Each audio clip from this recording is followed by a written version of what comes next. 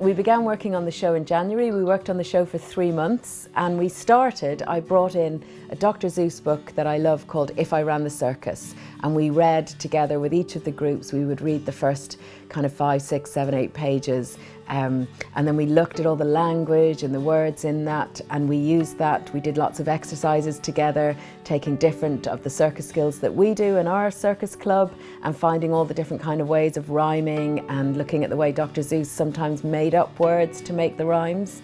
So each of the groups were heavily involved in all of that work, which led to the end result, which was the script and the introductions that Molly and Lucy were giving. We also looked at all the pictures and the images in the book and in other Dr. Seuss books, and the young people all drew different ideas for their costumes and for the set, and you saw that in the costumes that they were wearing on the night and in the way we used the bunting and the balloons to make the set for the circus.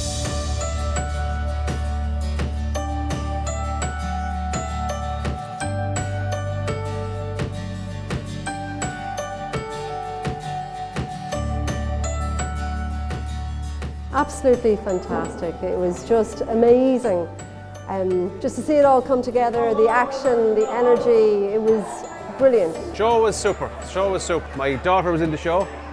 She was one of the acrobats, and I hadn't seen her act, which I knew she was practicing at night and going off every second night for it, and it was coming up, but I didn't realise what she was up to, and it was great. I thought it was great. It's very original, and also I think in traditional sense children might be interested in sports or be indoors a lot more, whatever. This club offers them a chance to express themselves, stretch themselves physically, collaborate, great teamwork, and it's just something completely different, and I think it's great for personal development and for building strength and core strength and all that.